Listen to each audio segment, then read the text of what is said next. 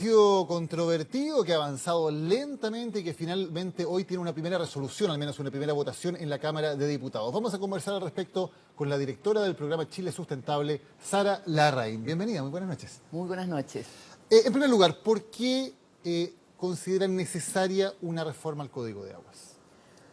Bueno, yo creo que todo el país ha visto en los últimos al menos 6 años cómo una mala política en un periodo de mayor restricción como la sequía ha entrado en una crisis total. O sea, nosotros hemos tenido prácticamente camiones aljibe hasta Chiloé. Hay un problema serio con el abastecimiento básico para agua potable.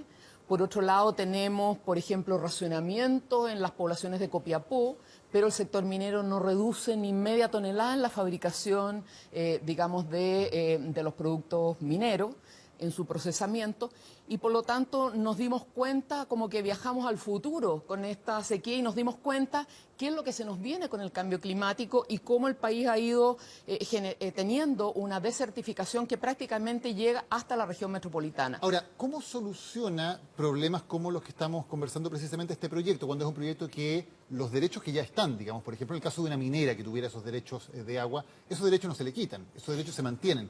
¿Se soluciona realmente eso o no? Hay dos elementos, sí se soluciona, es un primer paso.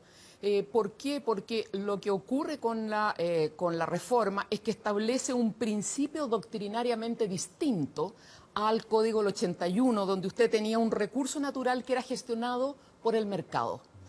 En este momento lo que se inserta como doctrina en el Código de Agua es que el agua es un derecho humano fundamental, y ese derecho humano tiene que ser garantizado por el Estado. Eso quedó en el artículo 5º, que es la primera reforma. Una segunda reforma fundamental es que se establecen prioridades de uso. Por lo tanto, primero señala que el agua va a ser utilizada para agua potable y saneamiento. Segundo, actividades de subsistencia, agricultura familiar, campesino, etcétera, etcétera. Tercero, protección de las fuentes, de los ríos, de las vertientes, de los humedales, de los glaciares, de las vegas, de los bofedales. Y después que se han satisfecho estas tres, digamos, necesidades fundamentales, las actividades con fines de lucro. Entonces, aquí hay una priorización que existe en todas las legislaciones del mundo que nosotros no lo teníamos, porque el agua se transaba al mejor postor. A usted el que más le pagaba por un derecho de agua, ese es el que lo tenía, y se generó una concentración que distorsionó mucho digamos, la posibilidad de acceder al agua, de una gestión eficiente y sustentable, y vemos estos temas de acaparación, de sobreotorgamiento, de secar los ríos. Se secó el Loa, se secó el Copiapó, se va secando el Limarí, la Ligua Petorca, vamos a llegar al Maipo, después seguimos hasta la región de los ríos. Volvamos al ejemplo, porque es un ejemplo que además uno en regiones lo escucha muchísimo, ¿no? Una minera o una faena industrial que sea, que tiene los derechos del agua, los está utilizando y genera problemas entonces para temas básicos como por ejemplo la agricultura de sustento familiar, digamos, o el agua potable.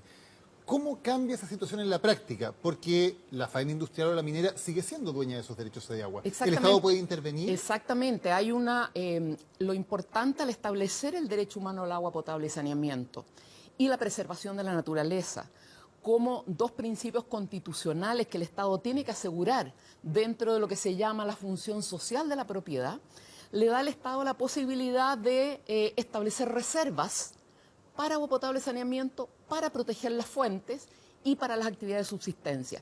Y lo que nosotros vamos a ver a través del código es que, por ejemplo, si en una zona hay problemas de agua potable, el Estado va a tener que establecer una reserva para que esa necesidad sea abastecida. ¿Y esa reserva tiene prioridad sobre el uso que le va a dar el privado que es dueño de los Esa reserva tiene prioridad sobre los usos meramente lucrativos.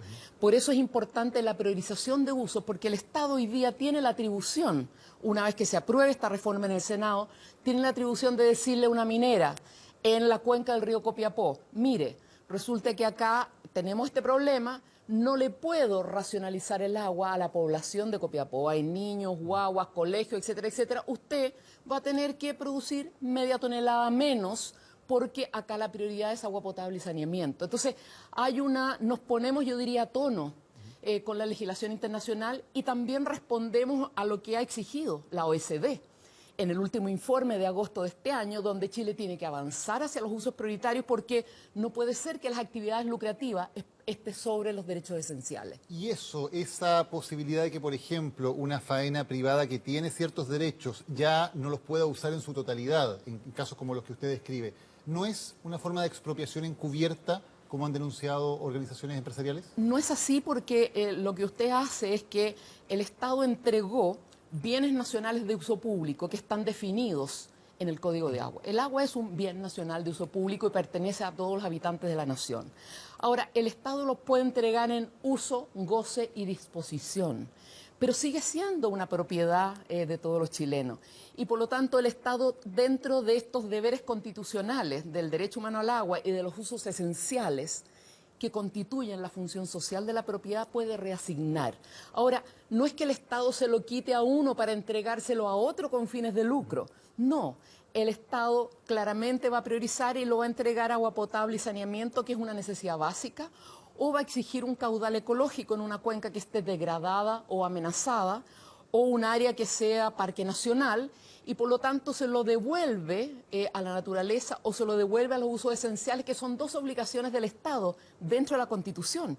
Y hoy día el Estado está obligado por la Constitución a establecer una función social de la propiedad, particularmente del uso y goce de bienes naturales como el agua, que son propiedad de todos los chilenos. ¿Hay algún cambio en pasar de propiedad a titularidad? Algo que también las Exactamente. organizaciones empresariales han denunciado como un atentado al derecho a la propiedad. Es que hay una desinformación aquí, desgraciadamente. La Sociedad Nacional de Agricultura, el Consejo Minero, la Asociación de Generadoras, ha hecho una campaña del terror y ha distorsionado completamente lo que está ocurriendo. Lo que establece la reforma al Código de Agua es que los derechos existentes, es decir, aquellos que tienen derechos sobre las aguas con uso, goce y disposición, es decir, propiedad, la mantienen. Y como señalaba en la nota anterior el ministro, se le establece función social de la propiedad en el sentido, por ejemplo, si en un pozo somos 20 agricultores y resulta que el pozo está bajando excesivamente y está amenazando la sustentabilidad del acuífero, todos los usuarios nos tenemos que poner en cuenta y prorratear una disminución de la extracción para mantener el acuífero para todos. Eso es una función social de la propiedad para proteger el acuífero y el Estado está obligado. Entonces, la verdad es que en ese caso los derechos se mantienen, los derechos existentes, pero se le establecen ciertas condiciones de equidad para usos esenciales y de sustentabilidad ambiental. Ahora, una vez que se apruebe esta reforma, los derechos futuros no van a ser entregados en propiedad, van a ser entregados como concesiones a 30 años, de largo plazo, que son renovables. Por lo tanto, va a ser el uso y goce, pero para los derechos futuros. Por lo tanto, cuando la SNA dice es que esto es expropiatorio, me van a tener que pagar tanto, es absurdo, es una campaña de desinformación, porque esos derechos no se tocan, pero sí se condicionan. Usted no puede seguir secando un río o contaminando un río o secando una napa subterránea. Y en el caso de los derechos futuros, que por ejemplo es una de las preocupaciones del Consejo Minero, ellos dicen cuando se evalúa hacer una inversión en minería, es una inversión a largo plazo, que evidentemente necesita del agua. Si no hay agua es imposible realizar la faena minera. ¿No desincentiva eso el que haya una intención de invertir en una mina que puede ser una inversión a muy largo plazo, si no sé si voy a tener agua para seguir operando, ya que los derechos son por un tiempo limitado? O sea, el problema que han tenido las mineras es que justamente han extra utilizado las cuencas y en muchas partes, muchas cuencas han sobreexplotado totalmente los acuíferos y hoy día están obligadas, si quieren crecer, a desalinizar, por ejemplo. Entonces, la verdad es que el código, al entregarle a usted una concesión por 30 años, que es renovable, que además es muy semejante a lo que tienen en relación a la concesión minera plena del Código de Minería, que no es propiedad, es una concesión, la verdad es que es una titularidad. Usted tiene una titularidad y un derecho sobre esa concesión. Entonces, acá lo que hay es una discusión ideológica y lo que le molesta al sector minero es que esta reforma al Código de Agua los ingresa al régimen. Hoy día las mineras están en el Far West, no tienen que ni informar de las aguas halladas, no tienen que pedir permiso por las aguas halladas. Muchas veces no es casualidad que encuentren estas aguas, sino que alumbran aguas y ni buscan agua y las pasan por aguas halladas y no informan a la autoridad.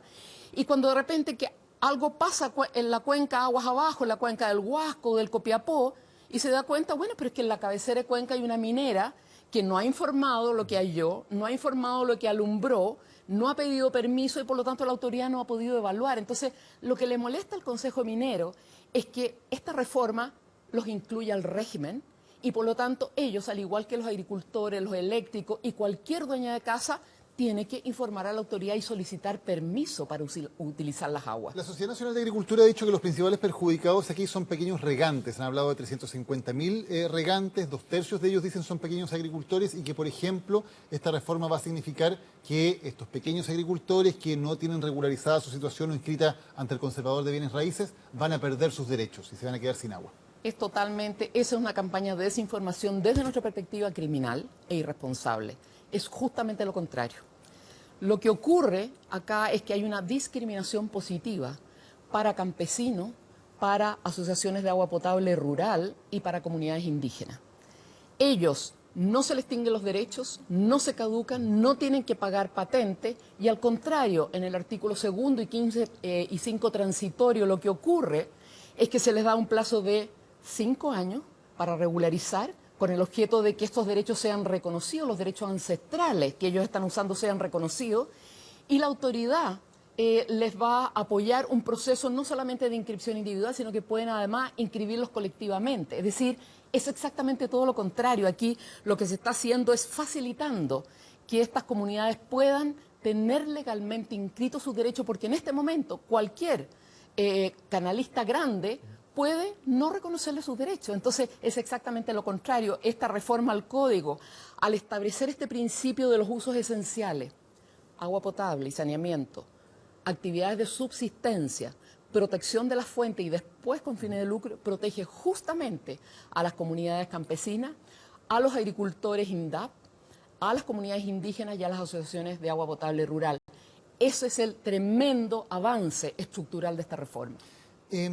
Cuando se pone esta reforma, cuando se comienza a discutir, uno de los grandes temas que se puso en el tapete es cómo se habían entregado estos derechos de agua durante estos 35 años y qué estaban haciendo los titulares de esos derechos de agua. Concretamente, ¿hay especulación? ¿Hay un mercado especulativo hoy día con la entrega y luego la venta de estos derechos?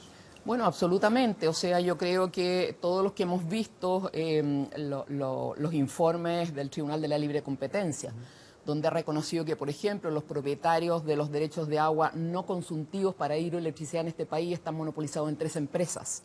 O cuando hemos visto señores como Isidoro Quiroga, que ha tenido tremendos derechos de agua y que de un día para otro es riquísimo porque ha vendido estos derechos de agua que logró en forma gratuita y a perpetuidad del Estado y que después las vendió a las mineras. O un agricultor que consideró que era mucho más importante, digamos, las lucas y por lo tanto vendió sus aguas a la minería. Que lo que ocurre en el caso de la minería es que no pueden las aguas percolar hacia abajo y alimentar las napas subterráneas, sino que usted en la minería tiene que confinar estas aguas porque se contaminan. Y por lo tanto, al traspasarse la agricultura a la minería, lo que usted hace es que deja a los de la cuenca aguas abajo sin agua. Todos esos elementos son justamente los que llevaron a los parlamentarios a diseñar esta moción.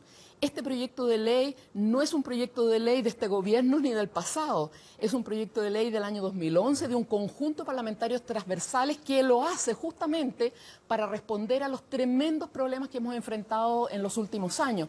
Por lo tanto, yo diría que es una primera reforma, no es todo lo que el país necesita, necesitamos una gestión integrada de cuenca, necesitamos normas para uso eficiente del agua, es decir, necesitamos modernizar y hacer más sustentable como estábamos usando este bien nacional de uso público, pero esta reforma es un tremendo avance en la medida en que asegura usos esenciales, establece condiciones de sustentabilidad para usar el agua en las cuencas y finalmente prioriza los usos esenciales y en segundo nivel pone las actividades con fines de lucro. Hemos hablado de la situación en faenas mineras, en faenas agrícolas, para pequeños agricultores rurales, para comunidades, etcétera. Una persona que nos está viendo en una gran ciudad puede decir, a mí que me importa esto, ¿influye en algo en la población urbana? Bueno, claramente porque en el caso de la utilización del agua, por ejemplo en Santiago, lo que más utilizamos y lo esencial es el agua potable y saneamiento. Y nosotros, si vemos de dónde estamos sacando agua para Santiago, vamos a ver la cuenca del río Maipo. por ejemplo, que nos abastecen un 80%. Segundo, vamos a ver los glaciares que están en el fondo de la cuenca del río Maipo, que cuando hay sequía derriten más y permite que Santiago no tenga racionamiento, como en el caso de otras ciudades que, bueno, se acabaron la época de lluvia, olvídese si usted no tiene un embalse, etcétera. Entonces, ¿qué es lo que pasa? La ciudad tiene que mirar de dónde vienen sus bienes esenciales, de los cuales depende. Y en ese sentido es fundamental proteger el río Maipo. Y por lo tanto la ciudadanía tiene que estar encima de los grandes usuarios, como son los regantes, las grandes hidroeléctricas, las mineras e incluso las empresas de agua potable, porque si no ocurre lo que ocurrió este verano o lo que ocurrió hace 2 veranos, que tenemos una lluvia caliente. En el verano resulta que el aparato de la sanitaria no es capaz y resulta que tenemos Santiago sin agua. Obviamente algunos barrios un día sin agua y hay otros barrios que están una semana sin agua.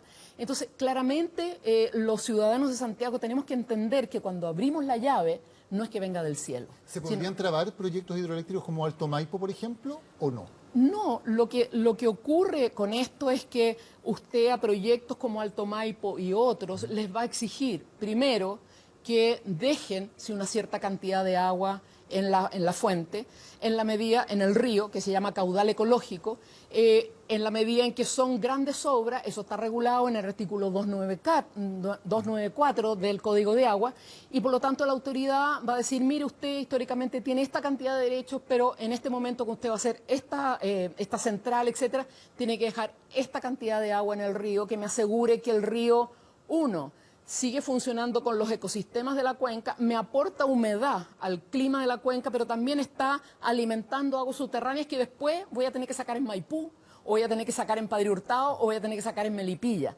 Entonces, permite que de una u otra forma nosotros vayamos avanzando hacia una gestión integrada y más inteligente del agua, porque una cuenca no es como meter el agua a un tubo de cemento. Una cuenca es un sistema hídrico que tiene una alimentación de agua subterránea y agua superficial, entonces tenemos que ser inteligentes, entender cómo funciona esta cuenca para tener un manejo que permita que esa cuenca nos pueda seguir ofreciendo este servicio de la provisión de agua potable. Sara Larraín, muchas gracias por habernos acompañado hoy. Encantada, muchas gracias a ustedes.